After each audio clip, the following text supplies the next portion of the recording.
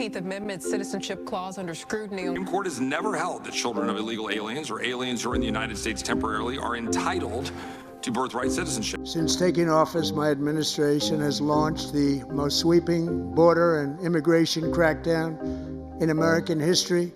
Over time, Americans have returned to the Declaration's ideals to challenge inequality. In 1776, the Declaration of Independence introduced a revolutionary idea that all people are created equal and are born with natural rights that the government could not take away.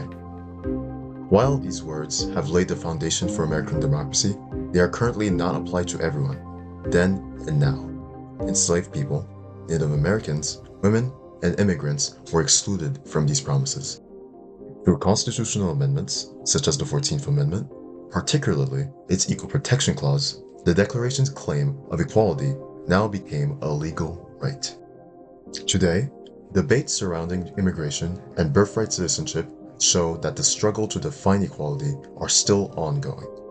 For joining us, you'll be talking about, at this conference, about birthright citizenship and the 14th Amendment. In a nutshell, this is the principle that any person born in the United States, regardless of the status of their parents, their ancestors, regardless of their race, gender, any other religion, any other category, is a citizen of the United States just by virtue of being born here. Of course, you can also become a citizen by naturalization if you're an immigrant.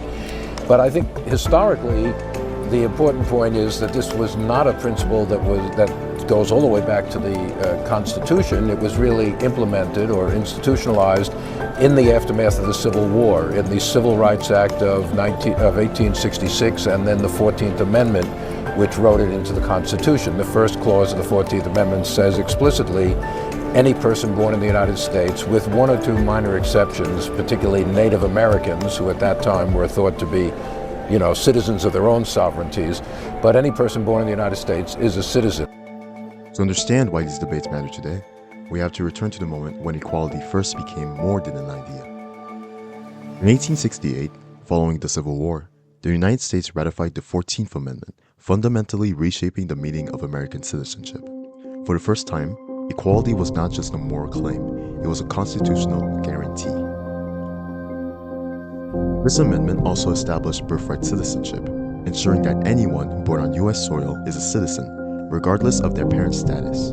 In doing so, the Constitution expanded who could truly belong in America. The meaning of equal protection did not enforce itself. The Supreme Court became one of the most important arenas for defining equality. In United States v. Wong Kim Ark in 1898, the court ruled that a man born in the United States to immigrant parents could not be denied citizenship.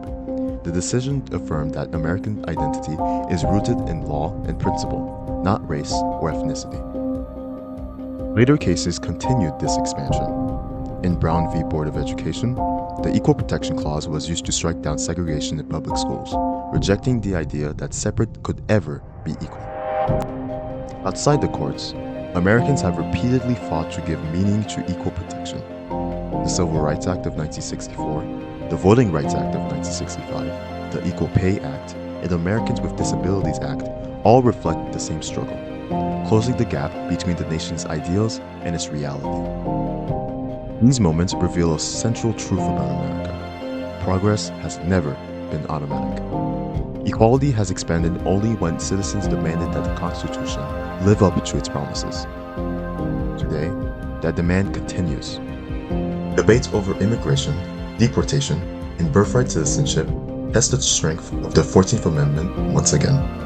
At their core, these debates ask a fundamental question: who is protected by the Constitution? The Equal Protection Clause offers a clear answer. It does not promise identical outcomes, but it guarantees equal treatment under the law. It insists that the rights are not granted based on popularity, power, or background, but on personhood. To be American is not simply to live within the nation's borders. It is to participate in an ongoing effort to define justice, expand inclusion, and protect equality for those who come after us.